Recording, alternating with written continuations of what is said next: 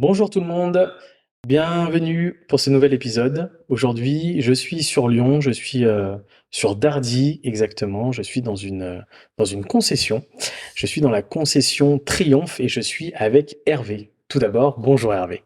Bonjour Martin.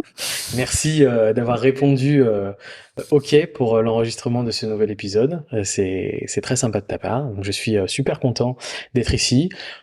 On s'est croisés un petit peu, on va dire, sur Dardy, dans les événements moto, mais on n'avait jamais pris le temps de se rencontrer, de discuter. Donc, je suis aussi ravi de cet échange qui va nous permettre de faire un petit peu plus connaissance. Donc, merci en tous les cas pour ça. Merci pour ta disponibilité. Tout à fait. Bon. Aujourd'hui, donc, nous sommes dans la concession Triomphe, donc celle qui se trouve sur Dardy. Donc, tu es le directeur et le gérant de cette concession Tout à fait. depuis Depuis 4 ans. depuis 4 ans. Donc là, pour commencer, ce que je vais faire, c'est que je vais te laisser te présenter. Bon, voilà. Donc moi, Hervé Bechtoil, donc j'ai 50 ans. Ouais. Je suis marié, j'ai 2 enfants, 2 filles. Et moi je viens de la région et j'ai d'abord un diplôme d'ingénieur physicien, hein, je suis physicien de formation. Ok. Et donc j'ai eu une carrière un petit peu atypique pour m'amener jusqu'à la moto. Ok. Hein, voilà, j'ai passé un certain nombre d'années dans l'optronique infrarouge, hein, dans une entreprise qui faisait des capteurs d'images infrarouges pour des applications militaires, des jumelles de vision nocturne et des choses comme ça. On est plutôt loin Et de la moto. plutôt très loin de la moto, là on était encore très loin de la moto.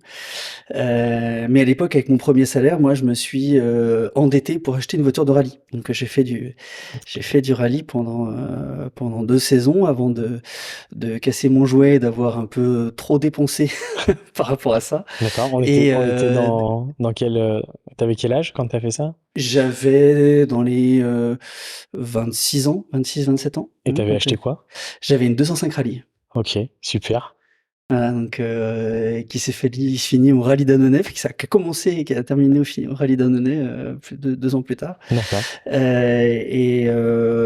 Voilà, j'ai fait tout des rallyes régionaux, rallyes nationaux. Voilà, j'adorais la compétition et c'était un rêve.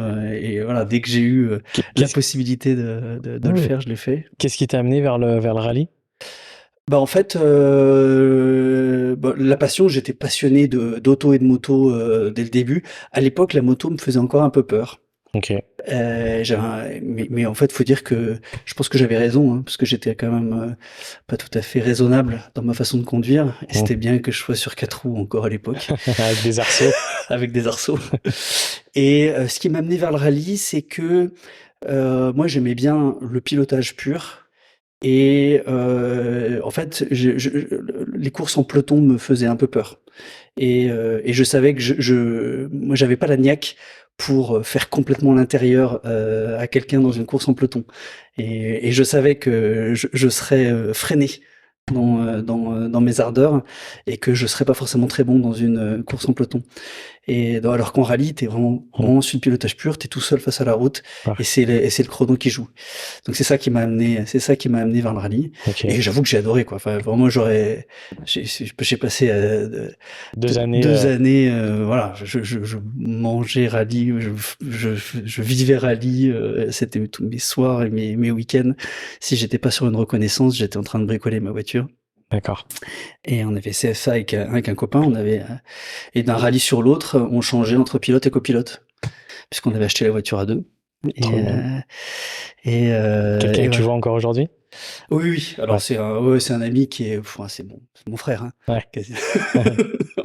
On a une relation qui est, Fusionnel. euh, et donc du coup, bah voilà, au bout de quelques années, j'ai été embauché aux méthodes de réparation chez Renault à la prévente, parce que j'avais quand même quelques compétences en réparation automobile. Forcément. Et donc là, j'ai passé une dizaine d'années dans la direction après-vente, dans différents postes, où j'ai notamment géré le service des méthodes de réparation. Enfin voilà, j'ai fait pas mal de choses. Et après, j'ai saisi une opportunité. Je suis passé chez un fournisseur de Renault dans de la documentation marketing, donc plutôt côté marketing. Mais du coup, j'ai changé d'industrie là, donc j'ai fait l'automobile militaire, l'automobile, et là, je suis passé dans la production publicitaire, le conseil marketing. Donc j'ai fait des choses assez différentes dans différentes sociétés, mais j'ai pas mal développé le pôle automobile. D'accord. Et puis ouais, moi j'avais envie d'être entrepreneur, c'était quelque chose qui me trottait dans la tête depuis assez longtemps.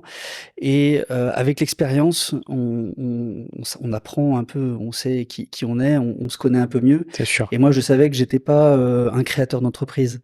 J'aime pas partir de rien.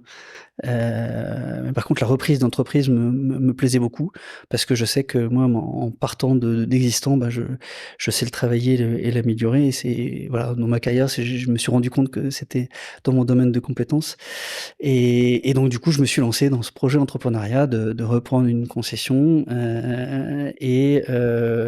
Voilà, donc j'ai travaillé ce projet pendant pas mal d'années en travaillant un peu dans mon réseau pour savoir un petit peu comment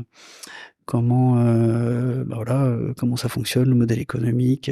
Je connaissais bien celui de l'automobile puisque à la prévente, j'avais un lien fort avec le réseau. Et, comme je dis souvent, pendant 15 ans, 20 ans dans ma carrière, j'ai dit au réseau ce qu'il fallait faire sans jamais l'avoir fait moi-même. Donc, Il était temps il de... était temps de le faire, hein, voilà. Et puis moi, la moto, c'était plus sympa. C'est plus sympa parce que une moto, on en a envie avant d'en avoir besoin. Et puis il y a des raisons positives de revoir ses clients en dehors de purement l'acte de vente ou d'entretien ou de réparation. On peut se voir simplement à partager ensemble notre passion de la moto. Voilà. C'est donc tout ça qui m'a emmené à revenir dans ma région natale. J'étais client Triumph. Du coup, Triumph était aussi une marque qui était naturelle pour moi. Voilà. Ok. Et du coup, Et du coup, voilà, tu rachètes depuis 4 ans, voilà, 4 ans. j'ai repris la concession Triomphe Lyon et je veux dire que moi, c'est les 4 années probablement les plus belles de ma vie. Enfin, c'est vraiment parce que je fais un métier qui m'intéresse, une passion. C'est un métier passion. Il y a des contacts avec les clients qui sont tous passionnants et c'est des tranches de vie Donc avec chacun. donc aucun regret. Donc aucun regret. Voilà. Bon, super. On reviendra à cette période-là où tu deviens, du coup, tu reprends la concession de Lyon. On va remonter par contre bien loin en arrière. On va retrouver Hervé plutôt jeune. Euh, alors j'ai compris que tu avais cette passion aussi de la voiture, des 4 roues, qui semblait être aussi une passion à ce moment-là des 2 roues. Comment ça rentre dans ta vie tout ça? Comment tu l'expliques est-ce que tes parents étaient motards? Est-ce que c'est quelque chose qu'on t'a transmis? Est-ce que Alors, c'est toi tout seul? Est-ce que c'est les copains? Est-ce que... pas du tout. Alors moi, la moto, j'avais pas du tout de motard dans mon environnement. Moi, j'ai un père ingénieur et une mère artiste, Ok, beau mélange. qui était ouais, c'est ça. Et en fait, très tôt, je me suis intéressé à l'ingénierie. Moi, très tôt, j'avais envie d'inventer et déjà dès le primaire, je me disais que j'allais développer les voitures de demain, quoi. Je me rappelle, j'avais dans ma chambre, j'avais un grand tableau à craie. Et je devais être en CE2, hein, je dois avoir 8 ans, quelque chose comme ça. Et mon père m'avait fait un schéma d'explication du moteur à explosion. Ah Les 4 ouais, temps, le cycle de Bourg-Rochas, machin, il m'avait tout. Et en fait, du coup, j'ai pas effacé ce tableau-là. Il a dû rester 1 an et demi, 2 ans. Il a dû rester 2 ans, je crois, de l'explication du tableau. Et moi, j'apprenais ça par cœur, etc. Je m'intéressais et je m'intéressais à les techniques, quoi. Donc, d'accord. et ce qui m'intéressait, c'était déjà la technologie, quoi, et la technique. Comprendre comment ça marche. Comprendre comment ça marche. Et en fait, cette curiosité, voilà, ça a fait, je posais toujours des questions, je voulais toujours savoir, puis aller dans le détail, etc. Ok. Et du coup, ça me passionnait. Assez vite, je me suis passionné par la course auto et aussi moto. Mais j'avais un environnement qui me disait non, moto trop dangereux, faut pas. Et donc en fait, voilà. Puis on a passé à 20 ans, ouais, je roulais un peu vite comme beaucoup de jeunes. Mhm. Euh, mais euh, et Est-ce que euh, d'avoir fait du rallye, ça t'a calmé sur, parce que souvent c'est ça. Bah oui, en fait, et De puis pouvoir s'exprimer dans ce cadre-là fait que. je me suis exprimé, j'ai eu des accidents. Heureusement que j'avais un arceau de sécurité, sinon je serais pas là pour en parler. Ouais. Donc en fait, ça m'a fait mûrir. Et en fait, c'est un peu avant 30 ans que j'ai passé mon permis moto parce que j'en avais envie, mais j'en avais peur. Ok. Et donc c'est un peu juste après l'épisode rallye que j'ai passé mon permis moto. J'avais un peu mûri, j'étais suffisamment réfléchi pour pouvoir me dire voilà, je vais y aller. Et du coup, c'est la première fois que tu montes sur une moto? Bah oui, parce qu'en fait moi, j'étais jamais monté sur un scooter ni sur Ouais. jamais. Pas de mobilette, pas de scooter, pas Non, non, de. la seule 2 roues que j'avais fait, c'était du vélo, Ouais. donc en fait, je suis reparti de zéro. Alors après, j'avais une notion des trajectoires, une Ouais. notion, et puis, une affinité. C'est-à-dire que quand même, je suivais ça d'assez près quand même. Mais, c'est clair que moi, la première fois que je me suis retrouvé au guidon d'une moto, je partais de zéro, quoi, hein, Ok. et gérer, l'équilibre, le poids, et cetera. C'était pas facile, mais bon, quand on en a envie, on surmonte tout ça. Tu te rappelles, du coup, donc permis moto 30 ans? Donc, je pense que tu Ouais, avais passé ton permis moto 18 ans, enfin, ou peu de temps ouais, c'est après, ça, ouais, donc, très rapidement. Permis moto, du coup, tu te rappelles? T'as des ah ouais, ouais, je m'en souvenirs? rappelle très, très bien. Alors, plutôt facile, difficile? Bah, ça, c'est plutôt alors ça a été long, hein, parce que moi, ça a dû me prendre huit mois, hein, 8 ouais, bien 8 mois, ça m'a pris. T'as repassé le code? J'ai repassé le code, les cours de conduite, puis à l'époque, je bossais et puis j'avais un boulot assez prenant, donc, je pouvais pas toujours me libérer pour les cours de conduite. T'étais dans quelle région à ce moment-là? Et j'étais en région parisienne à l'époque. Ok. J'étais en région parisienne et, je me rappelle, il y a une petite anecdote qui m'a amusé, c'est le jour où j'ai passé mon examen. Il y a en fait, toutes les personnes qui avaient été avant moi avaient été recalées. En fait, ils avaient tous, et moi j'étais le dernier à passer dans la matinée. Ok. Et, on a l'oreillette, quoi. On entend ce qui se passe, ce qui se dit dans la voiture. Et j'entends mon moniteur d'auto-école qui dit à l'inspecteur en disant ouais, vous êtes sévère, etc., ça va pas. Il dit bon là, vous avez quelqu'un de raisonnable, vous avez un vieux qui a 10 ans de permis, etc. Puis moi j'étais dans la moto en disant mais non, j'ai pas 10 ans de permis, je suis jeune. Et puis j'étais là, ah bah si. Ah bah si, j'ai 10 ans de permis. Bon, voilà. On fait pas toujours le compte. Des On fait fois, pas toujours le compte, mais tu sais, ouais, 10 ans, on se dit ah, attends, c'est un cap ouais. quand même. Bon, Voilà. c'était sympa de la part du moniteur. Voilà, Ouais. c'était pour me pousser ma candidature. Mais ouais, au final, je l'ai eu. Et finalement, Voilà. tu l'as eu, donc t'as été le seul. Et donc j'étais le seul de la matinée Ok. à l'avoir. Ouais. Le plateau, du coup, t'avais eu le plateau aussi, je pense. J'ai eu le plateau, j'ai eu Ouais. premier coup plateau et examen, j'ai eu les deux du premier coup, Et 8 mois, du coup, parce que t'avais pas le temps de faire. parce que j'avais pas le temps. Ouais. Et du coup, c'est plus dur en plus quand on. Ben, quand on étale en plus, parce que d'une leçon à l'autre, on n'assimile pas bien les choses, quoi. Donc, Ouais. mais à chaque fois, je les ai eu du premier coup, hein. Ce qui a été long, c'était de me libérer du temps. Et puis, en région parisienne, enfin, tous les déplacements sont compliqués. Ouais, c'est long. Tout est long. Tout est long. Ouais. Hein. Et à l'époque, il y avait pas Waze, hein, donc, je savais pas combien de temps je mettais pour aller jusqu'à la moto-école. Donc c'était, une logistique. Ouais, je suis content de plus y habiter. Tu as le permis moto. Est-ce que tu achètes du coup tout de suite une moto? Oui. Ouais. J'ai commencé sur une, Kawasaki Versys, Ok. ouais, d'occasion. Ok. Donc, C'était ce que tu voulais ou c'était un choix budget? C'était un c'était choix. un choix budget à l'époque. C'était un choix budget. Et puis j'avais pris une moto d'occasion parce que voilà, pour ma première, je voulais pouvoir, voilà, la rayer sans avoir trop de regrets. Ouais. Et puis, Tu te rappelles combien tu l'achètes, cette moto? aucune idée. Aucune idée, tu te Ah rappelles plus. non, ouais, non, ça je me rappelle pas. Ouais. Non. C'était une moto qui avait beaucoup de kilomètres, enfin c'était. Ou Ouais, elle plutôt avait dans les 30 000. 30 000. Bon, Ah ouais. Ouais, non, c'était pas non plus énorme, une mais vieille bon, moto. pour une moto, ça commence à faire un peu. Ok. Et, cette moto, ah oui, cette moto, elle a eu une triste fin. C'était assez, Ah.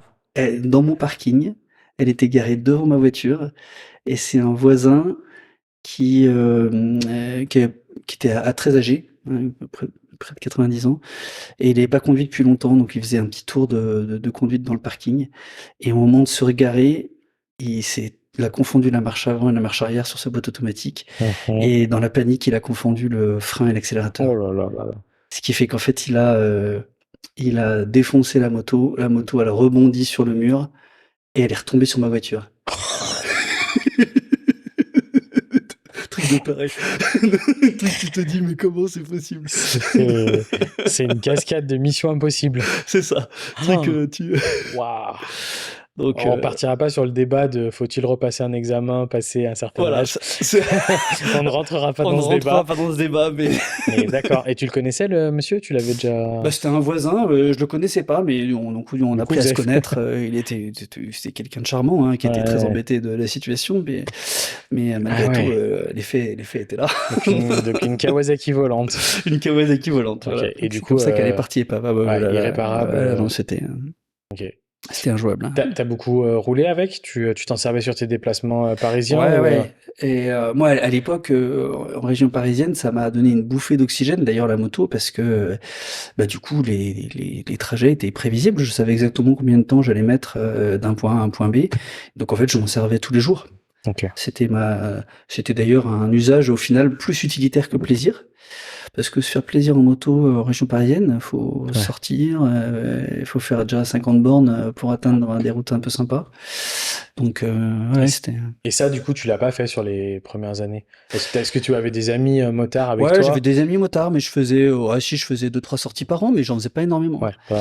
Et au début, c'était un peu une frustration. Et puis à force d'en faire, on en avait envie. Et puis après, moi, je viens de la région, donc je venais souvent dans la région lyonnaise ou dans le Pilat, Dans le là où Rhône-Alpes, j'ai quoi. quelques attaches.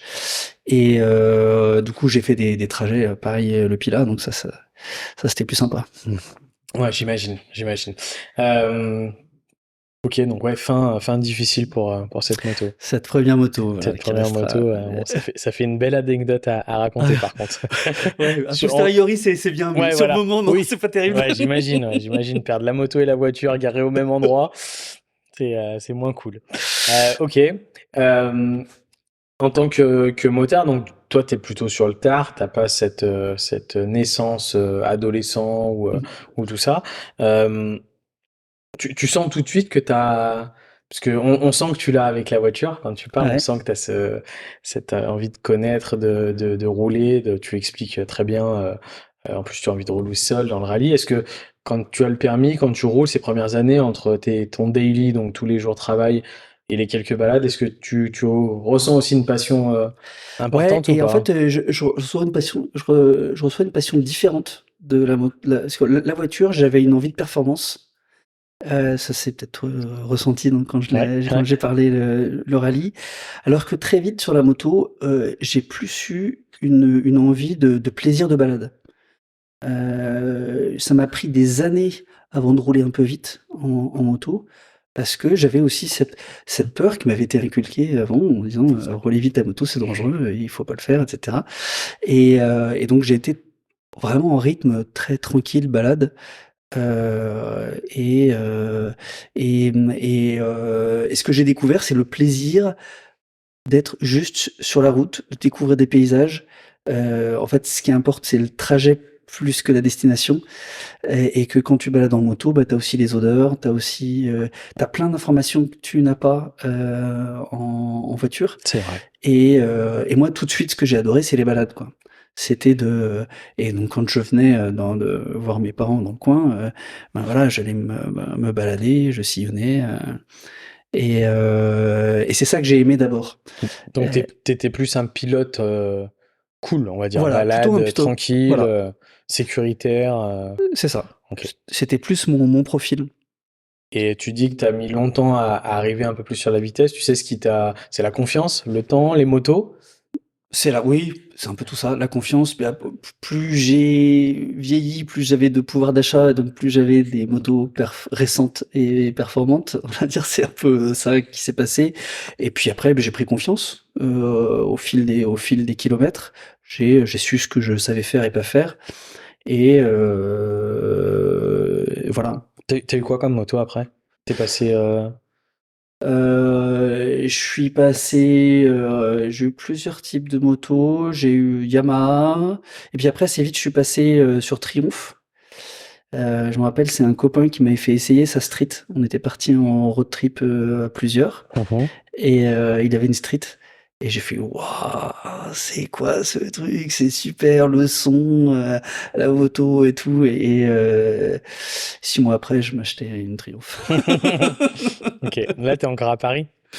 Non, non, non, non, là, j'ai complètement, quitté la région parisienne. Maintenant, je suis à Lyon. Ouais, non, mais ce que je veux dire, Ah oui, au quand je moment, suis. au moment où tu achètes la Triomphe, Oui, oui, au moment où je la Triomphe, je suis encore à Paris. t'es Ouais. encore à Paris. Et t'as ce, tu regardes les magazines, tu regardes les motos qui sortent, enfin, tu t'intéresses Ouais, à ouais. l'actualité moto. Est-ce que t'es toujours dans le comprendre aussi, comment ça fonctionne? Tu regardes les moteurs de tes motos, est-ce que tu les bricoles un peu? Est-ce que tu mets les mains dedans? J'ai pas trop mis les mains dans mes motos parce qu'en fait, sur la moto, moi j'ai toujours eu peur de faire une bêtise. Je voulais qu'elle soit nickel, donc j'ai toujours donné à un professionnel parce que je voulais qu'elle soit révisée par quelqu'un. Je voulais pas le faire moi-même, quoi. Mhm. Parce que ça s'improvise pas, que bah, si le train il n'est pas droit, Mhm. donc non, j'ai jamais trop, j'ai Bricolé. jamais fait mes vidanges. Alors que sur mes voitures, je faisais tout. Hein. Mhm. Je faisais les, les changements des cardans, les changements j'ai fait de la carrosserie, j'ai fait, enfin bref, tous les l'époque du rallye, je faisais un peu tout. Mais sur ma moto, non. J'ai toujours, je l'ai toujours ouais, laissé à un professionnel. Ok. Quand tu disais par rapport à la vitesse, est-ce que t'es passé un moment sur des sportives aussi un peu plus... Bah, en fait, la vitesse, moi, ma première journée piste, je l'ai faite en étant concessionnaire. Ok. Donc, non, j'ai jamais eu de sportive.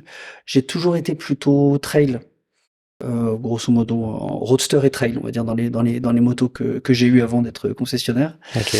Parce qu'en fait, ce qui m'intéressait, et finalement, le trail m'allait très bien, parce que ce qui m'intéressait, c'était bah, pour le boulot, je roulais beaucoup pour le boulot, et puis pour les balades. Et qu'en fait, finalement, c'est un format de moto qui fonctionne bien pour ces deux usages, quoi. Et, Oui. ouais, non. Ouais. Pas de sportive, pas de... Non, non, j'ai jamais été en Est-ce que sportive. tu es à ce moment-là de toute cette période moto, de ces achats de moto, tu es marié, du coup? Oui, Est-ce que tu fais de la moto à deux avec madame ou pas du tout? oui, oui, oui. Alors ça c'est un grand sujet, la moto à deux. Donc on en a toujours fait en duo avec elle, ma compagne. On a fait des road trips à deux, ou alors je faisais des road trips tout seul avec avec mes copains, mais on en a fait pas mal à deux. Et elle a aussi cette attirance à la moto depuis très longtemps, mais elle a dans son histoire familiale un interdit encore plus fort que celui que j'avais pu avoir moi dans ma jeunesse. D'accord. Donc elle a mis beaucoup plus longtemps à s'y mettre. Ok. Donc là maintenant elle commence à rouler. Ouais.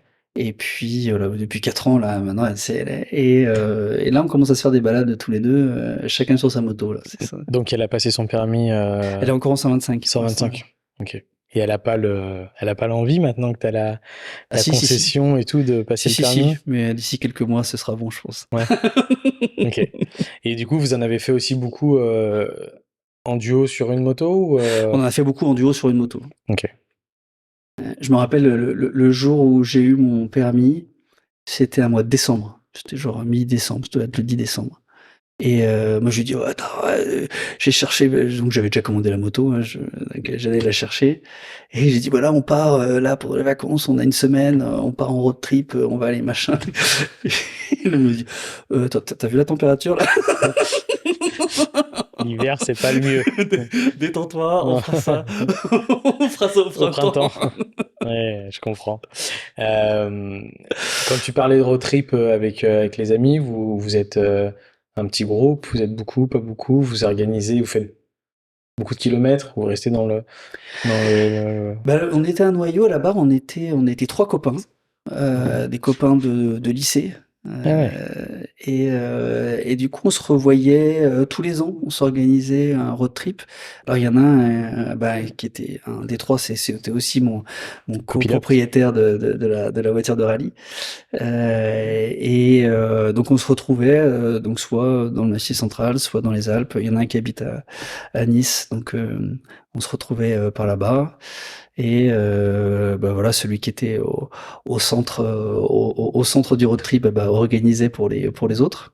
Ok. Et voilà, donc on s'est après le groupe C, il y en a qui se sont rajoutés ou pas selon Et les années. vous faisiez une semaine ou vous faisiez plusieurs jours? Vous faisiez beaucoup de kilomètres?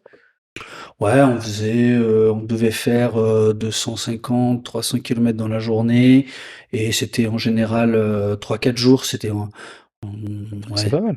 Donc ouais, non, c'est sympa, ça, C'est pas mal. c'est pas mal. Des bons souvenirs, Bah, en fait, que des bons souvenirs. Ouais. J'ai aucun souvenir de galère sur ces journées-là.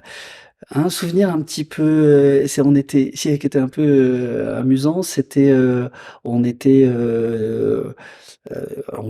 autour de Nice à l'époque, et donc on était sur un col derrière le Turini, là, par là-bas, et on arrive au sommet du col, et à 1 kilomètre du col, en fait, il y avait de la neige. Et du coup, on a passé des névés de neige en moto, en poussant les motos à côté, en se disant mais ça va durer combien de temps? Ouais. Mais pas de chute. On a passé le col, et on s'est dit bon, c'est pour ça qu'il était fermé alors. Ouais. C'était peut-être un bon indice, ça. C'est ça.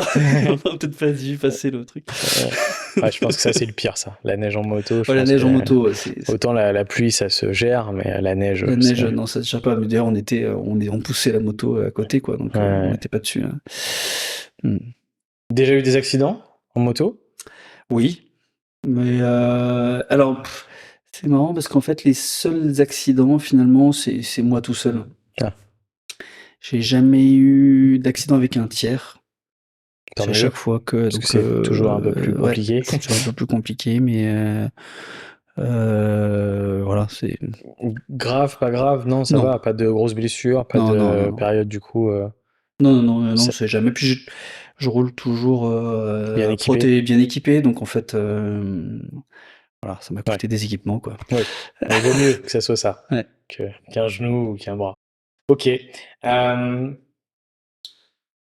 Le temps, à partir de ce moment-là et tout le temps, la moto fait tout le temps partie de ta vie. Elle reste quand même quelque chose Ah oui, ça de t'est. présent. Parce que quand on voit tout ton parcours professionnel qui va t'amener, donc qui est très loin de l'univers de la moto, qui va se rapprocher de la voiture, et finalement c'est plus ta réflexion à toi sur ces 2 années qui va sûrement t'amener, et tu vas nous expliquer à plutôt prendre une concession moto.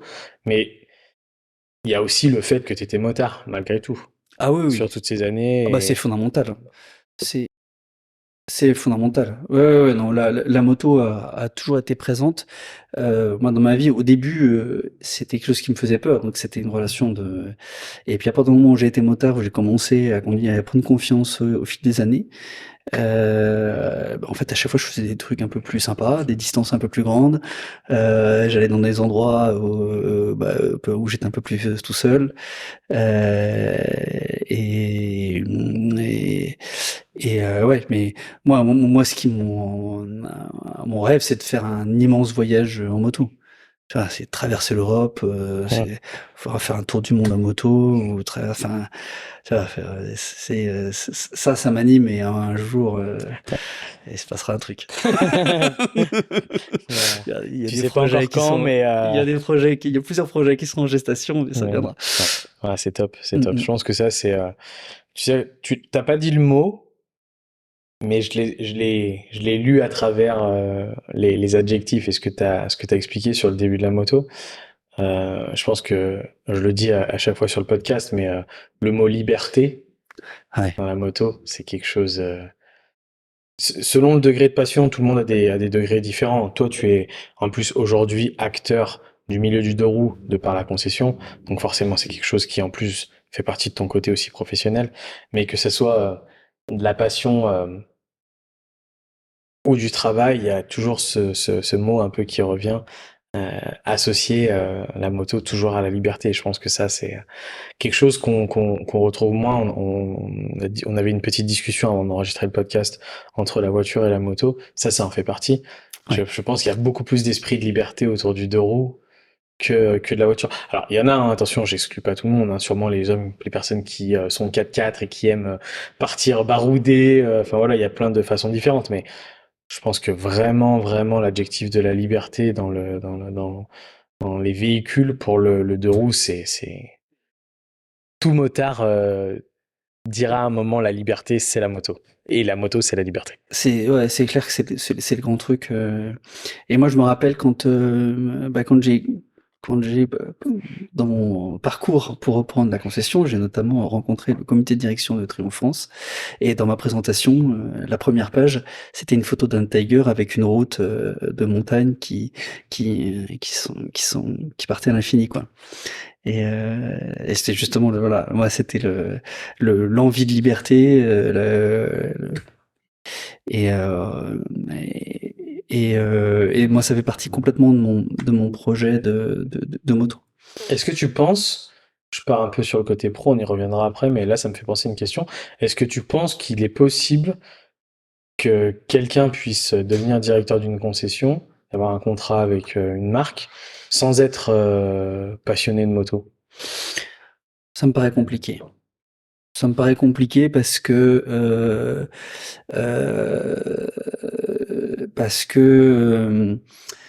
bah, il faut aimer ça. Et les clients, ils en ont envie avant d'en avoir besoin, une moto, quand on parle de liberté, quand on parle de... Donc faut quand même s'intéresser aux produits. Faut qu'en face, il y ait quelqu'un qui ait aussi cette passion. Bah, Sinon, ça... sinon, ouais, sinon ça fonctionne pas. Alors, on voit hein, dans le milieu des concessions, là, il y a des concessions qui commencent à être achetées par des groupes auto. Des Donc, concessions moto ou des concessions des voitures? concessions moto qui sont rachetées par des groupes de concessionnaires auto. Ah, d'accord. Donc ça, là, ça existe. On a même quelques exemples sur Lyon. Mais à chaque fois, à la tête de la partie moto, ils mettent un vrai motard. Donc il faut vraiment, parce que bah voilà, il faut en avoir envie, il faut le véhiculer. Et puis quand les clients rentrent dans une concession moto, ils ont besoin d'avoir ce répondant-là. Ils demandent des conseils pour vivre leur passion. S'ils rencontrent un gestionnaire, ça va pas. Ouais, c'est pas comme Même acheter s'il un faut l'être appartement, un quoi. peu gestionnaire quand même. L'entrepreneuriat, Ouais, c'est c'est le ça. multicarte. Ok. Donc on en vient à, à cette. On va revenir à cette période un peu de gestation, on va dire, de réflexion sur l'envie d'entreprendre. Est-ce que tu sais, parce que tes parents ont pas du tout été entrepreneurs non plus? Et Non. tu me dis à un moment, j'ai eu cette envie d'entreprendre. Est-ce que tu as, tu as su d'où ça venait?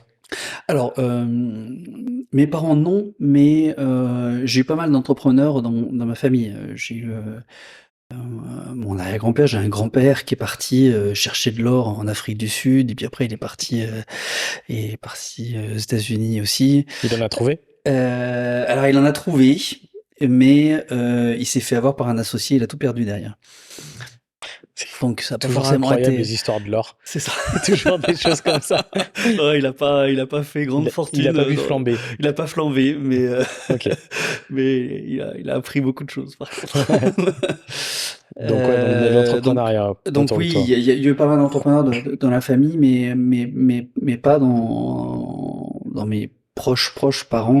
Mon père était fonctionnaire, ma mère était prof de dessin. Bon. Donc c'était pas du tout ouais, l'état d'esprit proche, quoi.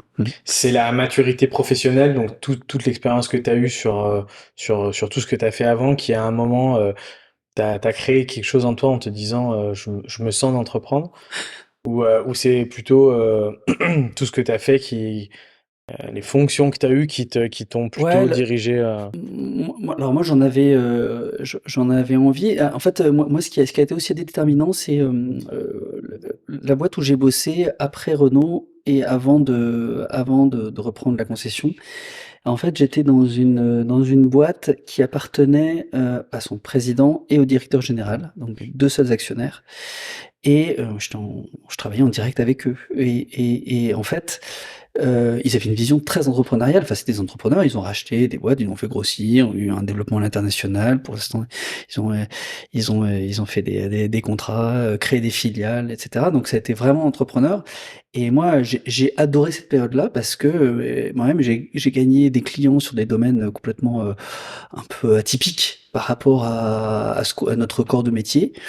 Mais en présentant un dossier, en disant bah voilà, il y a tel business, qu'est-ce qu'il faut faire, voilà tel investissement, ce qu'il faut faire, voilà combien ça nous coûte, voilà les risques qu'on prend.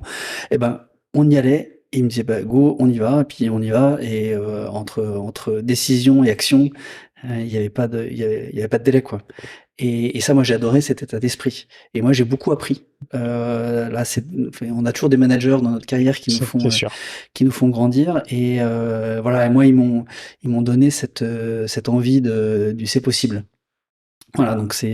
Est-ce que tu retrouves des choses dans ton parcours de ta jeunesse, de ton adolescence ou de tes premières années adultes, un peu plus tard, où, où tu vois, tu sais, moi je te pose cette question-là, où tu te vois déjà un petit peu toujours décideur à entreprendre des choses. Je te pose cette question-là parce que moi je suis arrivé sur le tard sur l'entrepreneuriat aussi. Je pense que j'avais pas la maturité pour le faire avant. J'ai eu besoin d'avoir de l'expérience professionnelle et d'avoir comme un petit peu toi des mentors, des personnes qui te font découvrir et qui allument un peu cette petite lumière de l'entrepreneuriat en toi. Mais par contre, quand je regarde, euh, c'est peut-être pas le cas pour toi, hein, mais quand je regarde derrière, j'étais un peu toujours le gars à créer des choses, créer des groupes de danse quand on était tout jeune, créer des groupes pour aller faire de la moto, vouloir créer j'ai un cousin qui était mécanicien auto et je lui avais dit non mais on va monter un garage. Moi je vais m'occuper de toute la partie commerciale, marketing et tout. Puis toi tu feras la partie méca, la partie. Ce projet n'a jamais eu lieu. Mais petite dédicace à mon cousin David, du coup s'il écoute, qui était voilà. Mais voilà, je me rends compte que j'ai eu quand même des petits éléments qui m'ont aujourd'hui me disent ouais j'ai toujours eu ce désir au fond de moi je pense de créer et d'entreprendre. Ouais, alors j'ai des exemples un peu comme ça. Mais moi, j'étais quelqu'un de très extrêmement rationnel et très réfléchi. Ok, Donc en fait, c'est le côté ingénieur ça. c'est le côté ingénieur, ouais. C'est peut-être, j'ai été déjà un peu formaté comme ça déjà avant de faire ces études. Et du coup, moi, il fallait que j'ai défini mon plan d'action avant de me lancer. Donc, je me suis jamais lancé à tête Sans réfléchir. sans réfléchir. Et par contre, euh, j'ai toujours eu cette volonté de gérer quoi. Et quand on a fait du rallye avec mon pote, bah, c'est mon pote qui lui avait vraiment lancé l'initiative. Par contre, à partir du moment où on a lancé l'initiative, c'est moi qui organisais tout. Mhm. Et quand on bricolait la voiture, moi je faisais toute la partie réflexion. Il faisait, quand il fallait mettre des gros bras, il était plus costaud que moi. Et Ok. c'est lui qui faisait cette partie-là. Donc moi j'étais plus, ouais, un entrepreneur pas impulsif, mais réfléchi. Ouais. Ok. Mais d'ailleurs, quand j'ai repris la concession, ça a été aussi ma méthode. Hein. J'ai mis 3 ans à monter mon projet. Alors justement, Eh, on en du vient coup, à ça. Justement, c'est une très bonne transition. La réflexion donc sur tout ça. Comment tu es encore salarié, à un moment tu te dis allez, je vais réfléchir à un projet, tu continues à travailler et à côté tu réfléchis à tout ça ou... en fait, moi, il y a eu un élément déclencheur. C'est que donc dans la boîte où j'étais, euh, il me propose donc là, la boîte s'était beaucoup développée à l'international. Et il y avait le poste de directeur général Amérique du Sud qui se libère à Sao Paulo. Ok. Et il me propose le poste, d'autant qu'en fait, le client principal de la boîte, c'était Renault, là-bas, au Brésil. Et donc comme je connaissais bien la boîte, j'avais beaucoup de contacts, et puis je connaissais bien le produit et le besoin client. Voilà, c'est ma candidature. Par contre, je parle pas un mot de portugais. Et, et donc, on part une semaine avec ma femme visiter Sao Paulo pour essayer de se projeter, rencontrer l'école pour les enfants, etc.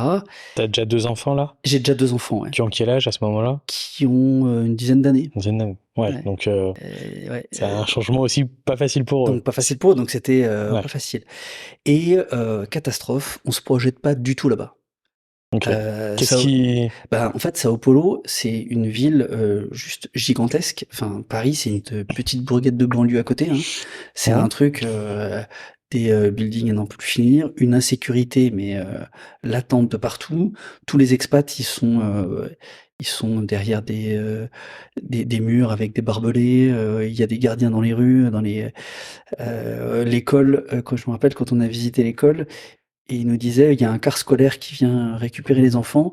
Il récupère les enfants devant votre, maison.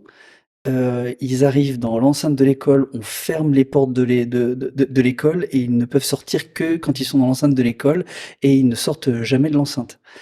Vous voyez, c'est bien sécurisé. Mais en fait, juste cette description, on était là: «Mais ouais, c'est quoi ce Pourquoi? enfin, pourquoi? Enfin, pourquoi autant de précautions?» Et c'est vrai que, ben, à Sao Paulo, on passe d'un quartier, super riche à un bidonville. Favelas, hein. Des favelas quoi, enfin, mais des favelas la sécurité c'est un truc moi l'insécurité, quelque chose qu'on C'est- n'imagine même pas, en France donc Ouais. moi C'est j'étais les enlèvements en fait, c'est ça? ouais, il y a des enlèvements, il y a du racket, faut pas se balader à n'importe quelle heure, les enfants seuls, moi j'ai 2 filles donc des filles, Hum. se baladent pas toutes seules, enfin et en fait, du coup, on se projette pas du tout sur notre vie et notre quotidien, quoi. Moi, j'avais d'un côté une opportunité professionnelle qui était top, le boulot hyper intéressant, moi, vivre une vie d'expat, ça faisait aussi partie de mes rêves, de partir un peu en expat, donc ça réveillait en moi un peu, voilà, ce voyage et cetera et donc bah, déjà drame, familial, difficulté, enfin ma femme se projetait pas du tout, et puis aucun de nous parle espagnol, hein. Ma femme, il parle couramment, enfin, non, elle parle couramment espagnol, mais aucun de nous ne parle portugais. Hum. Donc, Hum. bah voilà, Difficile. difficile, quoi.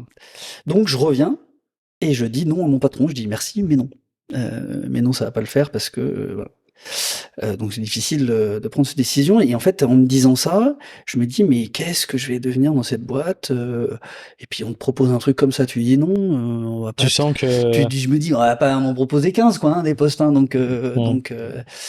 et donc face, c'est une période de gros doute et c'est là où je me dis: «Non, il faut que je change, crise de la quarantaine, machin, il faut que» voilà donc Il est l'heure. voilà et donc c'est là que j'ai reconstruit mon projet professionnel donc je me suis inscrit dans un groupe de travail, on était une dizaine de cadres, on s'aidait les uns les autres à discuter, à travailler notre projet professionnel et c'est là qu'est ressorti j'ai fait un peu mon bilan de compétences et cetera et c'est là qu'est Hum. ressorti l'idée Côté très cartésien, très... très cartésien et c'est là ouais. que je me suis dit: «Mais en fait, concession moto, tu la moto, tu veux faire du voyage, tu veux faire du machin, enfin, c'est ça que t'aimes, tu connais le mode de distribution, tu sais faire, je peux apporter à la moto, bah, mon côté rationnel, mon côté gestionnaire». C'est vrai que les concessionnaires moto ont historiquement été beaucoup des anciens pilotes, qui sont venus par le sport, puis qui étaient pas forcément des Des bons gestionnaires, gestionnaires, des quoi. bons gestionnaires derrière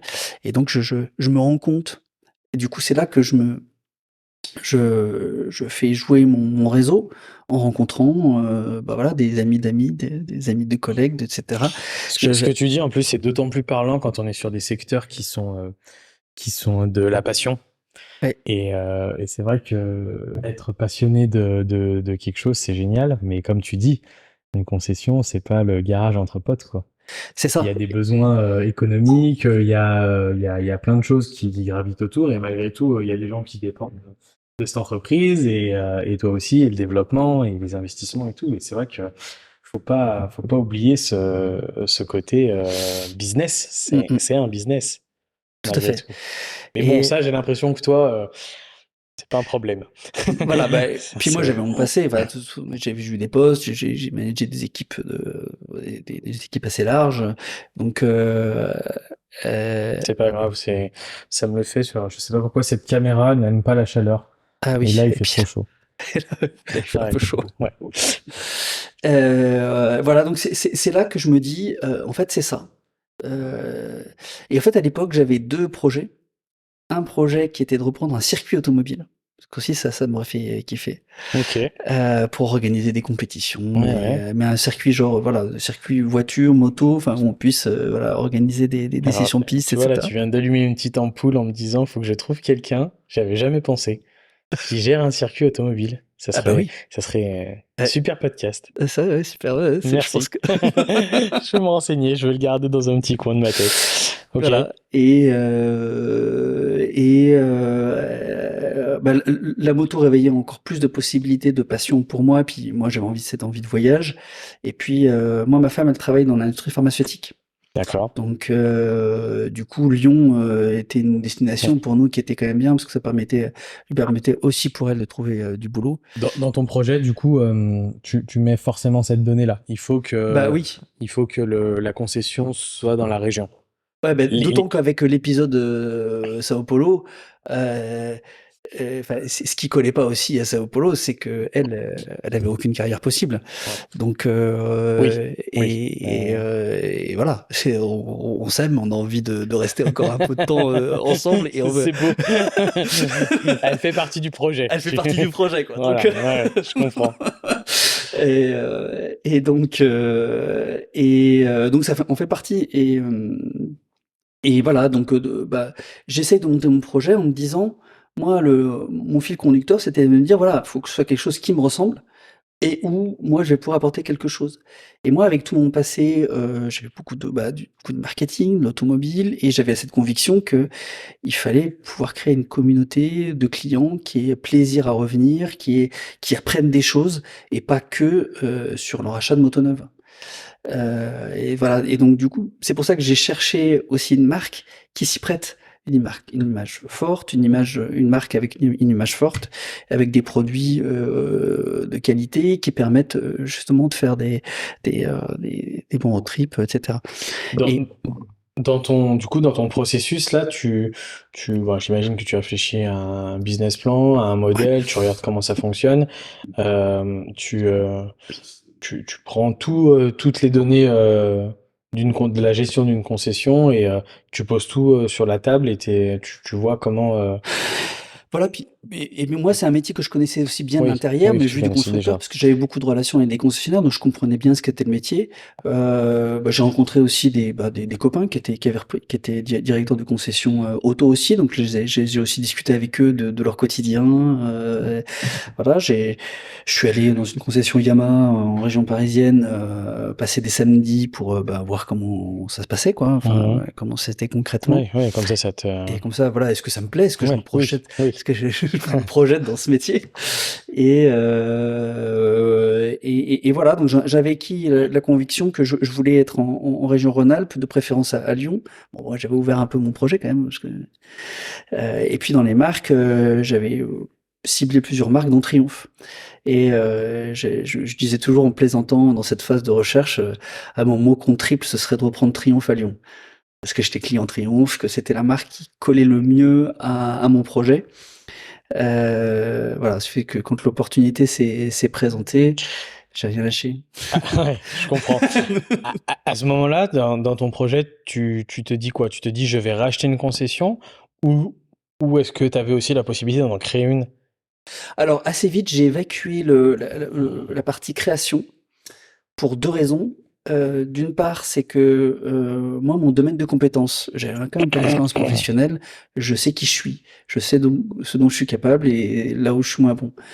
Et moi, je sais bien repartir de l'existant et le construire, voir ce qui va pas, l'améliorer et faire progresser partir de rien, inventer un marché et être en création pure, c'était pas mon domaine. J'avais des copains qui étaient repreneurs, qui ont créé des boîtes, machin. Moi, je fais waouh, bravo quoi. Mais moi, je suis en insécurité totale quand je fais ça. Ouais, Donc, du coup, moi, j'étais beaucoup plus sur la reprise. que sur la création. Ok. Donc, est-ce que tu as fini de mûrir ton projet et tu sais que c'est ça et du coup après tu attends l'opportunité, tu fais quoi? Ou est-ce que Ah tout non, arrive en non. même temps? Ah bah non, tout est. En fait, j'ai commencé à créer. Je me rappelle, je me suis fait une carte de visite avec une moto et dessus j'avais mis cherche à reprendre ou gérer une concession moto. Et en leitmotiv, dessous, j'avais mis multiplier les points de contact clients, Ok. qui était, Ouais. qui était ce que je voulais que les gens retiennent. Ouais. Et bah, moi, je me suis pointé au salon du deux roues et je suis allé rencontrer bah, tout le monde sur les stands. De fil en aiguille, en discutant, bah, quelqu'un me dit bah non, c'est pas moi, c'est lui. Ah, c'est lui, bah c'est lui. Bah, bonjour monsieur. Ok. Voilà, donc je suis allé et c'est comme ça que de fil en aiguille, j'ai récupéré des premiers dossiers de reprise. Et là, en étudiant le premier dossier de reprise, je me dis mais en fait, il me manque des trucs quoi. Sur la gestion de reprise, moi je suis ingénieur de formation, compta, lire un bilan, c'est compliqué pour moi. Et donc là, du coup, je suis parti en formation. J'ai refait une formation à la reprise d'entreprise. Et avec que des avocats, des experts comptables, qui du coup, voilà, je suis devenu, voilà, j'ai appris tout ce qu'il fallait. Et Ouais. là, là, j'avais été en contact quelques mois avant avec le dirigeant de Triomphe Lyon, mon prédécesseur, et qui Quand, m'avait dit, bon bah, quand tu vas au salon du Roux et dans les rencontres, il y a beaucoup de concessions qui peuvent en fait, éventuellement au être. salon du Douro, il y a tous les professionnels, Ouais, non, tous non, mais ce les. que je veux dire, il y a plusieurs concessions qui peuvent être repris. Du coup, il y a. Non, alors la première année où j'ai fait ça, il y avait un dossier d'une concession. Je citerai pas parce que Mhm. et du coup j'avais regardé. Mhm. Après le dossier m'avait pas plu Emballé. pour plusieurs raisons et surtout m'avait mis en valeur mes propres incompétences sur la reprise d'entreprise. Mhm. C'est-à-dire qu'il me manquait des choses et que j'étais pas prêt à faire une offre. Du coup, j'ai stoppé un peu ma recherche. Ouais, J'ai continué à travailler mon projet et j'ai fait la formation de ce qui me manquait. c'est bien au final. Voilà. C'est Du l'expérience coup, en fait. À chaque fois, c'est ça. C'est que bah, c'est ça. En fait, c'est c'est. des essais et les échecs sont une façon de rebondir. En fait, voilà, faut analyser pourquoi. Et j'avais été en contact dans cette première phase de recherche. J'avais été en contact avec le dirigeant de Triomphe Lyon, mon prédécesseur. Et ben mars 2019, je vais le voir au salon. Et je lui dis, je vais le voir, je dis: «Au fait, Je vais te moi, la racheter. voilà, elle est pas à vendre». Il me dit: «Quoi, t'as des sous?» Je fais: «Oui, plein». Ça, c'est toujours le leitmotiv, hein. Et c'est là qu'on a engagé les discussions et en juillet, je reprenais la concession. Ok. Tu, dans ton projet, dans tout ça, tu passes par une banque, du coup, Ouais, pour acheter? Ouais. C'est quelque chose, du coup, t'as un investissement personnel, du coup, j'imagine, important. ouais, ouais, tout à fait, ouais. Parce que là, t'es quoi, du coup, t'es déjà revenu sur Lyon quand tu fais ça? Non, non, je suis encore en région parisienne. Ok. Donc tu Donc, reviens, donc et puis moi, je ramène toute la famille ouais, c'est ça. dans le projet. Donc, Comment ça se passe, côté familial, très rapidement? Sur le oh, fait de dire on va retourner à Lyon, plus pour les filles peut-être? ouais, ouais, ouais. Je me rappelle, c'est que ma fille aînée rentrait en sixième à ce moment-là. Et elle m'a dit, une fois qu'on avait repris en septembre, elle me dit: «Tu sais papa, je trouvais que la 6e ça me faisait peur, c'était le changement entre le primaire et le collège. Il y a plein de questions qui se posent, mais en fait avec, la reprise, de la concession, on changeait tellement d'état d'âme tous les jours, et on a eu tellement peur de y aller, pas y aller». Elles étaient quand même inscrites à Paris et à Lyon, Ah oui. pour la rentrée de septembre. Et elle m'a dit: «Mais en fait, j'ai eu tellement de frayeur, sur la reprise qu'en fait finalement, l'entrée en sixième s'est passée comme une lettre à la poste». Tant mieux, tant mieux. Ouais, ça a été long, du coup, le cheminement de la reprise? Bah, en fait, ça a été long, le temps de construire mon projet, mais après une fois que le deal a commencé, tu vois, ça s'est fait très vite. et après, on s'est très bien entendu avec mon Ouais, prédécesseur. c'est ce que j'allais dire. Du coup, on a échangé, c'était dynamique. Puis moi, j'étais hyper mûr quand je suis arrivé. Je savais exactement où je voulais aller, je savais combien ça rapportait, combien il fallait mettre, quel investissement. Euh, Ma lettre d'intention de reprise de la concession, je l'ai écrite en 10 jours. Ça a été fait hyper vite, alors qu'il y en a qui mettent des mois, mais à le faire. Ton prédécesseur, du coup, donc il avait la concession, donc il avait un contrat, c'est ça, d'exclusivité, enfin comment on appelle ça? En fait, dans le métier, on a ce qu'on appelle un contrat de concession.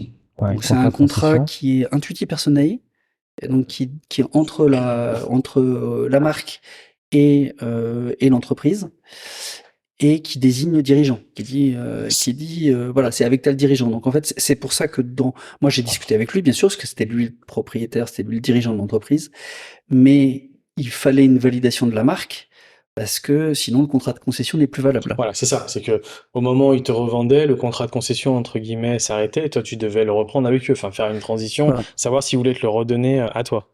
Ok. Mais une concession sans contrat de concession, ça n'a pas la même valeur qu'avec.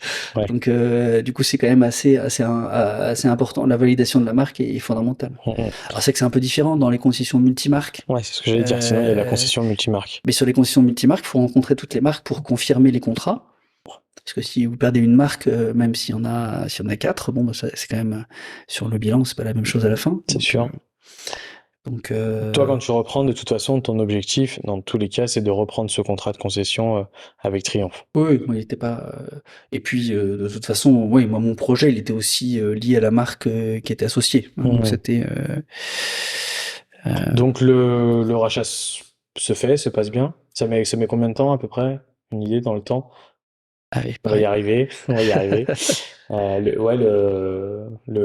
met combien de temps entre le moment des discussions puis la signature tu vois, où toi on commence à discuter en mars et on signe fin juillet.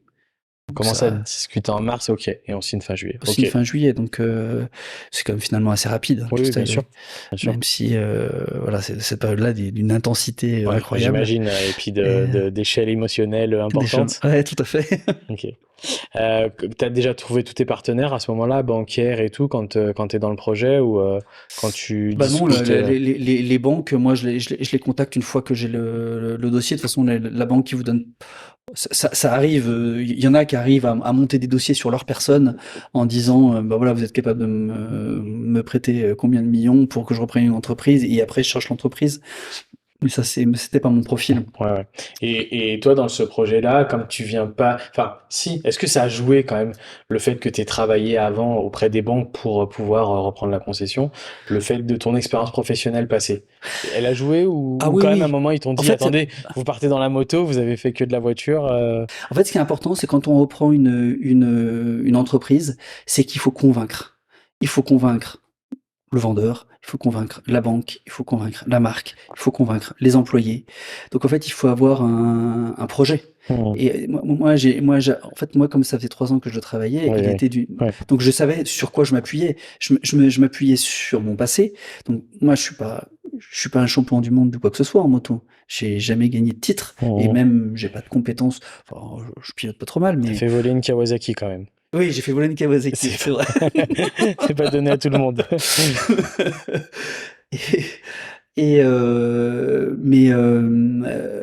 Mais moi, j'ai ancré mon projet sur mon passé, sur mes compétences managériales, sur ma connaissance de la moto. Et aussi, j'en ai pas parlé, mais j'avais fait une étude de marché, je savais expliquer, enfin, et encore aujourd'hui, enfin, je sais de quoi je parle quand je parle de la moto. Et c'est vrai que dans mon dossier de reprise, il y avait ma vision, mon analyse de marché, pourquoi je pense que le marché à Lyon, il a une potentialité, il a des capacités de croissance. Hein. Je pense que quand on fait le taux par exemple, on fait le taux de 2 roues par rapport au nombre d'habitants, on a 2 fois moins de 2 roues à Lyon qu'à Paris, par exemple. Donc, on se dit que, voilà, en termes de circulation, c'est possible. Ça passe. Donc, il y a toute une analyse qui fait que même parmi les professionnels avec qui j'ai discuté, ils m'ont dit, ah bah oui, c'est pertinent. Ah oui, c'est vrai. C'est vrai. On va peut-être reprendre nous la concession. Du coup. Donc Ouais. voilà, donc il faut avoir un projet qui Ouais, se qui soit tient et que établi, qui les soit gens comprennent réfléchi. ce qu'on va apporter. Donc moi, Ouais. c'était très clair pour moi ce que la concession allait m'apporter, ce que j'allais y apporter, ce que j'allais apporter à l'équipe. Et quand c'est clair dans sa tête, on peut Ouais, l'exprimer. oui, oui. Et puis généralement, Mm. le message passe mieux Ouais. auprès des gens qui sont en face. Ok, donc tu reprends la concession à quelle date exactement? Tu te rappelles? Et alors, bah oui, ça je me rappelle, J'imagine. 31 juillet 2019. 31 juillet 2019. Ok. Ah, c'est une journée assez amusante, le 31 juillet. Ouais. J'imagine que tu rencontres tout le personnel, tu gardes tout le monde, enfin le modèle qui était en place. Oui, oui, moi j'ai repris les titres de la société, donc en fait j'ai gardé le personnel. Et c'est vrai que le 31 juillet c'est amusant parce le matin on est en rendez-vous dans le cabinet d'avocat, moquette épaisse, tout le monde en costard cravate, machin, on fait la signature. Et puis je rentre chez moi, je me remets en jean, t-shirt, et puis Donc tu arrives à la et concession. j'arrive à la concession et à midi je déjeunais avec les vendeurs, les mécanos et tout le monde, quoi. Bon, j'imagine qu'un souvenir de grande satisfaction à ce moment-là. Bah oui, de satisfaction et de peur. Enfin, Ouais, c'est tout. Bon, de mélanger parce que ça va maintenant souvent faut y ensemble. aller, quoi. Ouais. Maintenant faut y aller, puis C'est fini. faut et puis C'est fini les c'est pas chiffres fini, maintenant. voilà, fini les chiffres, fini la stratégie. Maintenant, il Faut faut y mettre aller les mains dedans dedans. et puis il faut convaincre chacun. Tous les salariés vous regardent en disant voilà, c'est qui ce nouveau. Ils ont un attachement avec le précédent, il faut qu'ils refassent leur relation avec le nouveau, donc il y en a qui vous accueillent avec envie, d'autres avec peur, et eux aussi, ils ont leur... c'est Ouais, c'est logique, c'est normal, c'est un un changement. Tout changement, hein, changement, ça. c'est une forme de traumatisme aussi pour chacun, donc... Toi, c'était clair de toute façon pour toi que tu reprenais tout le monde dans la société. Enfin, voilà, parce que bon, déjà, c'est différent quand oui. c'est En pour fait, eux. C'est surtout pour eux quand. voilà, la société marchait bien, hein, donc Ouais. les résultats étaient bons, donc il n'y avait pas de raison de tout casser. Ok. Et moi, en plus, de par mode de fonctionnement et mon passé, je tendance à la rajouter, à faire les choses étape par étape, et pas, je suis pas un manager qui casse tout de suite. Ouais, qui tape du poing sur la qui, table, qui arrive, qui veut tout changer. Après, voilà, je sais être ferme, ok. mais Ta première année, du coup, à la concession, euh, beaucoup de nouvelles choses, peu d'apprentissage, ça ressemble à ce que tu. oui, alors finalement, moi, la surprise, c'est que finalement, je me rends compte que j'avais pas si mal travaillé mon projet, c'est dire que j'ai pas de surprise, en fait. Ok. Ma surprise, c'est que j'en ai pas. En fait, c'est que finalement, voilà, c'est de l'entrepreneuriat, hein, donc tout n'est pas écrit d'avance et tout se passe pas exactement comme prévu. Mais globalement, les difficultés, je les connaissais, les atouts, je les avais bien identifiés. Il y a des personnes dans la concession sur qui j'ai pu m'appuyer assez rapidement, et donc ça s'est fait de façon très naturelle. Ouais, il y a pas eu de doute. Et très vite, je me suis dit mais pourquoi j'ai pas fait ça plus tôt? Est-ce que Triomphe, pour moi, fait partie de ces marques qui ont une communauté forte? On sait que Triomphe sort des motos, on sait qu'il y a une partie customisation importante, comme chez Harley-Davidson, comme certaines marques ont, qui fait que voilà, il y a les motos de concession, il y a le catalogue Triomphe, et puis il y a aussi une partie custom de certains clients qui aiment voilà modifier les motos. Donc ça fait tout un panel de clientèle un petit peu différent. Toi, t'arrives, t'as, je pense, des clients fidèles et très anciens de la concession. Tu es bien accepté, tu fais quelque chose avec la clientèle, tu contactes les gens, quand ils viennent, tu prends le temps d'aller voir les gens, Voilà, j'ai pris le temps d'aller voir les gens. Il y a Rémi à la concession qui assez vite, dès qu'il y avait un client un peu important à la concession, il venait me voir en disant c'est monsieur machin, il a telle moto, c'est sa 3e moto, etc. Enfin voilà, il me faisait un petit briefing, et puis même avec l'équipe, on savait qui avait rendez-vous, on sait qui a rendez-vous avec l'atelier, donc même le soir, on se disait bon demain il y a telle personne, donc je m'arrangeais pour être dans les parages quand la personne arrivait. Donc après, il y a des clients qui venaient voir à la concession concession pour dire c'est qui ce C'est nouveau. qui le nouveau? J'imagine. Donc, et puis j'ai organisé 2 mois après avoir repris, j'ai organisé un apéro, enfin un déjeuner.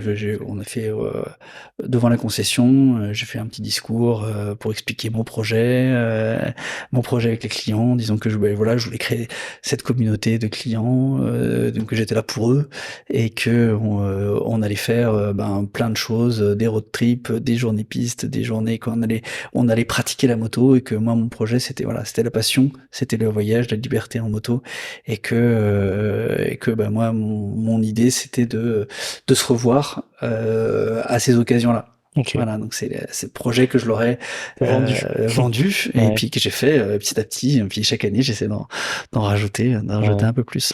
On n'a pas parlé du côté, très rapidement aussi, du côté triomphe, ça se passe bien?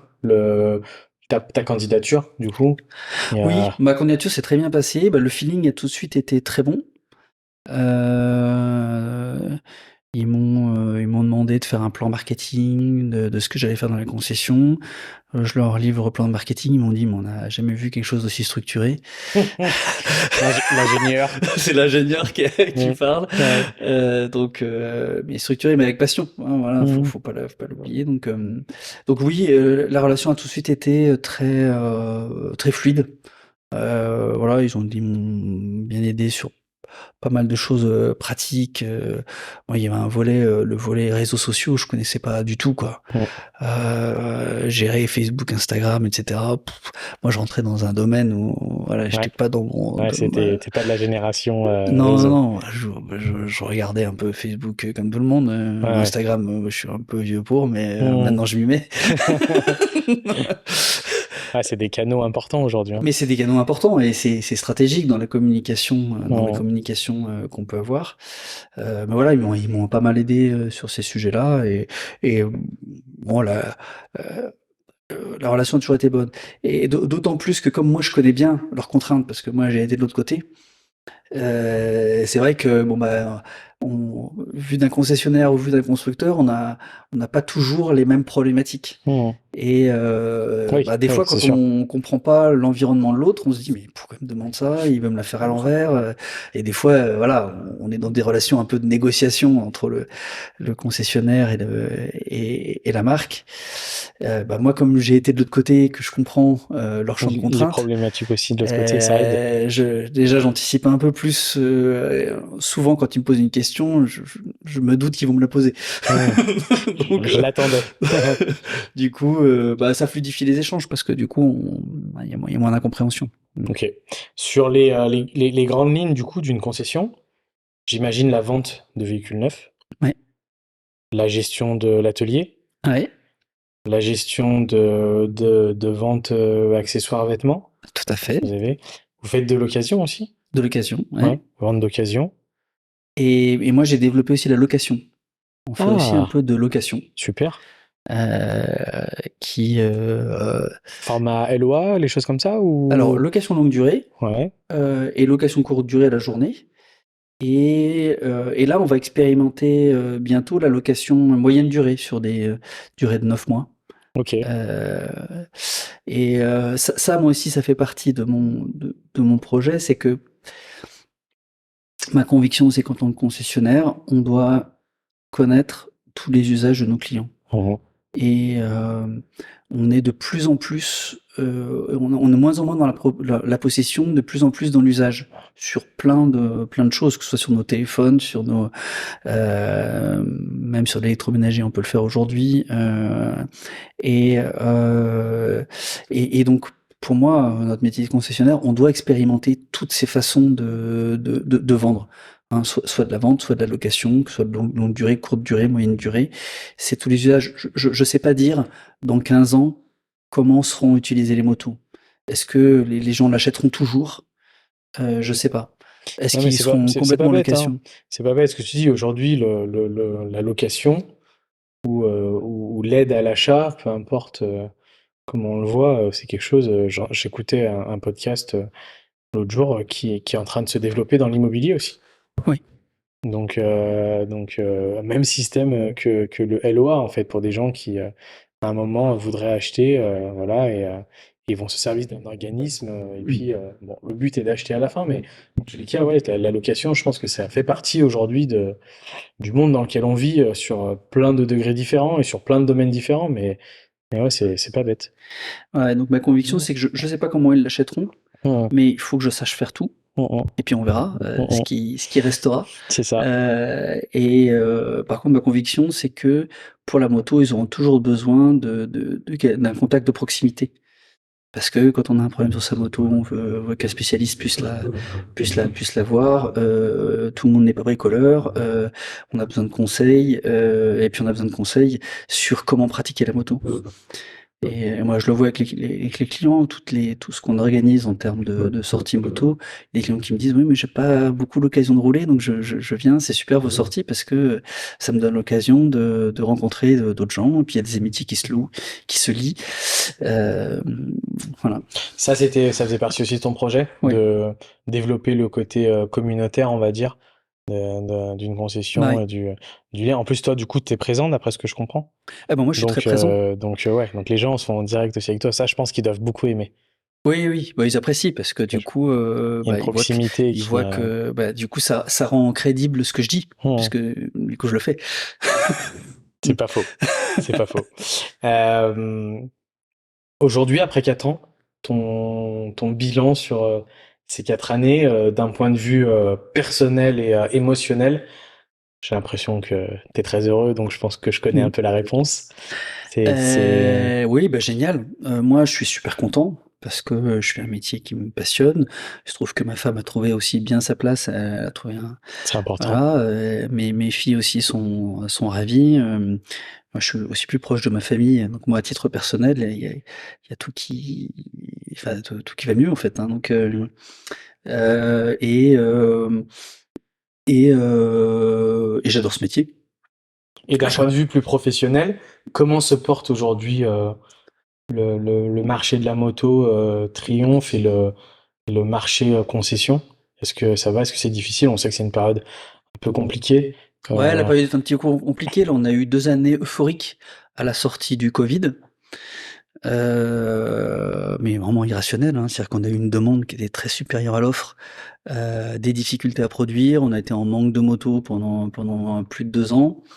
Là, maintenant, cette période est passée, les usines produisent, et la demande se tasse un petit peu. Donc, ça reste, le marché reste dynamique, hein, ouais, ça donc t'inquiète pas. les chiffres restent bons, il y a pas de mais on sent que ça part pas tout seul, on est plus dans une animation commerciale, on relance plus nos clients, il faut plus aller les chercher, ils hésitent entre plusieurs modèles, et ils ont plus la main, un peu plus la main dans la négociation qu'il y a 1 an. Donc La clientèle de Triomphe, est-ce que c'est une clientèle qui est très fidèle à la marque? Ou est-ce qu'aujourd'hui, vous avez aussi beaucoup de nouveaux clients que vous voyez arriver qui pouvaient être soit jeunes conducteurs ou qui peuvent être sur des gens qui ont roulé sur d'autres marques pendant des années et qui à un moment font le pas de Triomphe.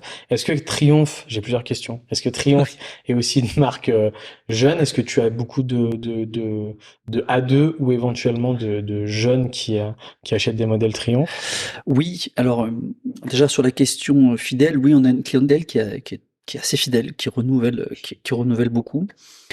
Après on a notamment la Trident qui est arrivée avec un prix à 8 000 €, et donc du coup, qui a rendu la marque accessible à Hmm. plus de monde. Donc là, on a eu C'est ça, je pense que j'en parlais l'autre jour donc sur une marque concurrente, mais bon, qui est un autre milieu, qui est Harley Davidson, et qui n'ont pas de moto d'entrée de gamme. Et pour moi, c'est une erreur. Enfin, qui ont ouais, enlevé une moto qui était un peu oui, ils plus ont enlevé d'entrée de leur moto gamme. d'entrée de gamme, ouais. Et ça, c'est une grosse erreur. Et ça, je pense que dans ces prix-là, une moto, c'est. Donc voilà, donc la Trident a ouvert beaucoup de nouveaux entrants, et donc là, on a Hmm. fait beaucoup de conquêtes.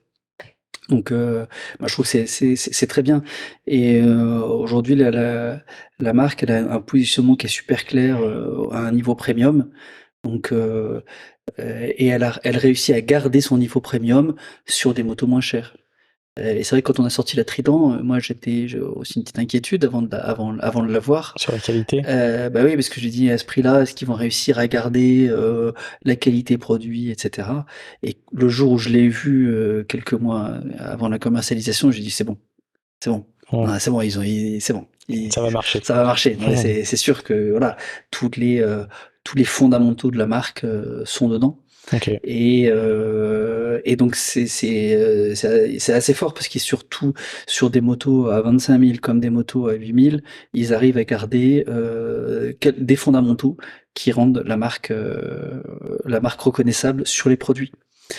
Et on peut porter voilà toute l'attention d'un client d'une Trident comme d'un Tiger 1200.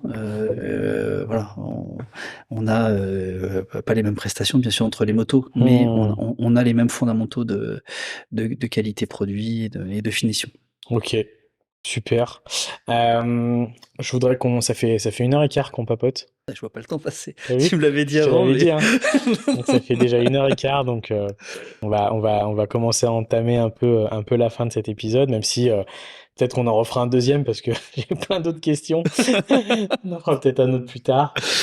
Mais alors déjà, première chose, c'est affiché, je pense que sur la caméra qu'il y a sur toi, on le verra, c'est affiché juste derrière toi en immense. Vous êtes du coup Triomphe est partenaire principal, on va dire, de la DGR, donc qui s'est passé il y a peu de temps, où du coup on s'était rencontrés rapidement. Pour toi, c'est le genre d'événements qui sont importants et marquants et à garder dans la concession et à avoir. Comment vous l'avez vécu cet événement? Oui, moi c'est un événement important, puis je trouve qu'il véhicule bien les valeurs de la marque. C'est-à-dire que voilà, on se déguise un petit peu pour l'événement, mais de façon classe et sobre, pas de façon ostentatoire. Mmh. Et puis c'est pour une belle cause, pour la recherche pour le cancer, enfin contre le cancer, et des maladies mentales aussi. Donc voilà, c'est une belle cause. Du coup, voilà, on s'y associe. Donc là, on s'est associé avec Ergoculte et à Royal Racer pour l'organisation de cette édition 2023. Voilà, c'est des contacts humains sympas. On s'entend bien. Ouais, il y avait beaucoup de triomphes. Et il y a beaucoup de triomphes. C'est sûr que ouais, c'est un événement qui draine beaucoup de par la concession, je pense que vous ramenez pas mal de monde. En plus, il devait y avoir une météo qui s'annonçait pas géniale, et puis au final ça on a a été plutôt transpiré top. jusqu'à la veille. Jusqu'à la veille, ils nous annonçaient de la pluie. Ouais. Alors en costard sous la pluie, on aurait eu moins de monde. Et puis finalement, non, ça s'est bien passé. Très rapidement, je sais qu'il y a un pôle moto d'Hardy. C'est une association des concessions. Oui. Donc je suppose que tu en fais partie. Oui. Et j'en suis également le président. Voilà, donc, c'est ça. Tout à fait. Juste très rapidement, quel est le but exactement de cette association? Quelles sont les discussions? Enfin, c'est tous les directeurs de concession, c'est ça? Voilà, en fait, ça regroupe tous les acteurs de la moto de Dardier, donc tous les directeurs de concession et puis les accessoristes aussi. On a aussi les restaurateurs qui en font partie, qui sont sur le pôle moto. Donc l'idée, en fait, c'est de faire vivre la moto. L'idée, c'est que le fait d'être tous les uns à côté des autres, on peut mettre des moyens en commun pour faire des événements un peu plus sympas qu'on n'aurait pas les moyens de faire tout seul. En se mettant ensemble, on fait un truc qui a un peu plus d'ampleur. Donc ça permet de faire venir les gens, ça permet de faire vivre la passion. D'un point de vue entrepreneur, ça permet de faire grandir le marché puisque plus de gens y sont. Et puis une fois que le marché est plus grand, on se bat comme d'habitude entre nous. Et sur chaque client, on lâche rien. C'est normal. Voilà, donc le but, c'est vraiment d'organiser. Donc en fait, il y a une première action, c'est que on loue le parking qui est en face le samedi. Parce qu'en fait, on bloque l'accès aux véhicules à l'intérieur du pôle moto le samedi parce qu'il y a trop de monde. Et puis les voitures, les motos, en fait, on bloque l'accès aux voitures. Les motos peuvent venir, mais du coup, on a le parking. Donc il faut on gère ça dans l'association. Et puis, moi, j'ai mis en place, là, depuis 2 ans, on a fêté les 20 ans du pôle moto. Mmh. Alors, c'était unique, hein. C'était un des premiers pôles moto de France quand c'est sorti au début des années 2000. Donc, on a fêté, s'est dit, voilà, les 20 ans. Si je dis pas de bêtises, qui avait été monté par Maurice, l'ancien patron des Harley Davidson. Oui, alors Maurice Richaud l'a non. dirigé, l'association du pôle moto. Mais il y avait, c'était le Yamaha, c'est ça, En fait, les parents. le tout premier, c'était Suzuki, qui était à l'entrée.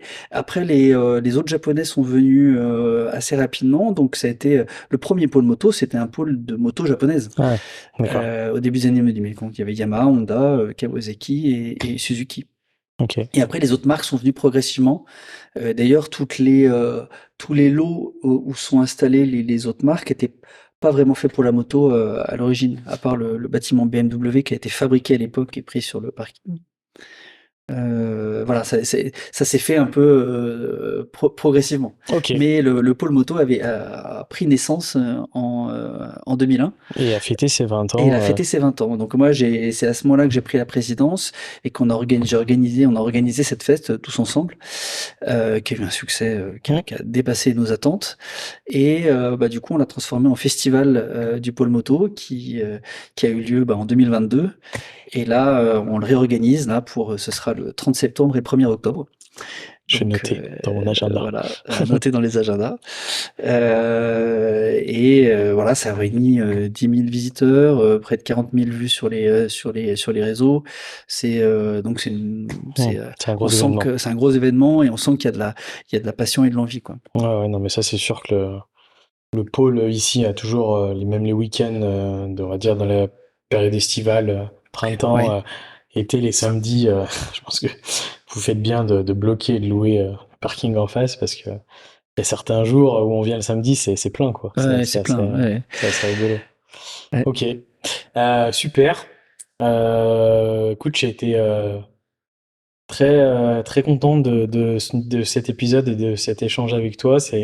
T'es le premier concessionnaire que je podcaste, donc voilà. Mais au final, je suis ravi parce que comme à chaque fois, t'as un parcours atypique avec toujours une passion de la moto, mais voilà, une expérience personnelle très intéressante et je pense que c'est un super épisode. Donc merci déjà. Merci, c'est un moment très agréable, c'est fait plaisir d'échanger. Voilà. J'en viens à ma question de la fin, ma première question, enfin ma question de la fin de chaque épisode. Alors, je vais te donner une carte blanche, à savoir, je sais pas si tu te sentiras obligé de rester dans ta marque de concession ou pas, mais je te donne un budget illimité aujourd'hui. Ça veut pas dire que tu es obligé d'acheter une moto très chère, mais si tu veux ou si tu as un souhait, tu peux. Qu'est-ce que tu achèterais comme moto? Déjà, qu'est-ce que tu as comme moto aujourd'hui? Alors, je viens de vendre mon Tiger 1200. Ouais. Et alors c'est comique, hein, mais j'avais prévu de me prendre. Me dis pas que quelqu'un l'a renversé et envoyé en l'air ou non. Non. Mais je voulais me prendre un Scrambler 1200 XE parce que à la limite c'est la réponse que je vais te faire. Je vais rester un peu dans ma marque, mais c'est une moto que j'adore. C'est une XC qui est derrière moi, mais c'est une moto parce que je la trouve jolie, agréable à piloter. Et on avait commencé à la mettre en route et je devais partir samedi soir avec ma nouvelle moto. Et samedi en fin de matinée, une des vendeuses qui vient me voir, elle me dit est-ce que vous avez immatriculé votre moto? Je fais non, pas encore, j'ai pas eu le temps. Non, parce que là je voudrais la vendre. Donc je fais bon, écoute, j'attendrai la prochaine. J'attendrai la prochaine. Du coup, c'est un client qui tu lui as dit du coup que ça devait être ta moto? Non, je l'ai pas encore dit, parce qu'on va la livrer la semaine prochaine, mais je lui dirai qu'il m'a quand même piqué ma moto. Il faudra lui dire piquer la moto du directeur, c'est pas mal. Ok, d'accord. Donc ouais, tu restes sur ta marque. T'as pas de moto genre qui t'ont fait rêver petit ou que si tu pouvais acheter aujourd'hui. Des motos qui m'ont fait rêver. Moi j'ai toujours été amusé par des motos comme la Rocket, la Diavel, la VMAX, enfin ces motos un peu décalées. Ouais. La Rocket quand elle est sortie, ouais.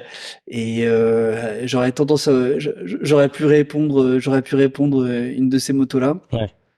Mais si je réponds le Scrambler XE, c'est parce que, en fait, je trouve que c'est une moto, on se fait plaisir sans forcément aller, enfin, on se fait plaisir à conduire, sans forcément aller vite ou faire. On a de la hauteur, on peut prendre des gros angles, c'est assez amusant. La moto est belle, et en fait, elle correspond un peu à mon état d'esprit. Tu vois, moi, je suis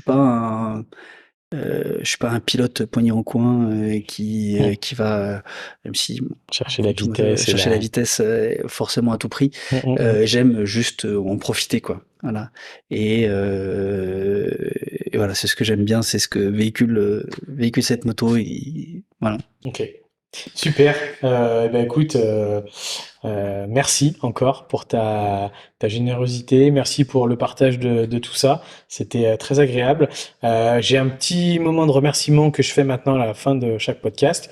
Donc le remerciement d'aujourd'hui va aller vers un autre podcasteur avec qui j'ai pu échanger qu'en réseaux sociaux, mais que je n'ai jamais rencontré. J'espère avoir un jour la chance de le rencontrer, qui est un podcasteur à succès français qui s'appelle Mathieu Stéphanie, et je voudrais prendre 2 minutes, enfin 30 secondes pour voilà le remercier parce que ces podcasts et les échanges que j'ai pu avoir avec lui m'ont confirmé mon envie et ma passion de vouloir me lancer là-dedans et d'avoir créé Dealer de Wheels. Donc voilà, je le remercie, je lui mettrai un petit message, mais je souhaitais le faire sur cette petite nouvelle catégorie que j'ai rajoutée à la fin de mes podcasts où je vais prendre le temps de remercier des personnes selon l'avis de Dealer de Wheels. Donc voilà, Hervé, à très bientôt. J'espère qu'on aura l'occasion, parce que vous faites pas mal de petits trucs, de faire aussi des choses ensemble. Bah, t'es le bienvenu. Je t'ai parlé de 2-3 trucs, mais on en discutera. Mais éventuellement les sorties pistes que vous faites, c'est un milieu que je ne connais pas du tout. Donc voilà. Même si au jour d'aujourd'hui je suis pas client triomphe, on ne sait jamais. Je ne suis fermé à rien. Donc voilà. Et éventuellement un jour pouvoir faire des événements ensemble, ça serait avec grand plaisir. Donc j'ai appris un peu plus à te découvrir aujourd'hui. C'était très agréable. Merci. Merci à toi. Merci Hervé. Passe une bonne soirée. Merci toi aussi. À bientôt. À bientôt.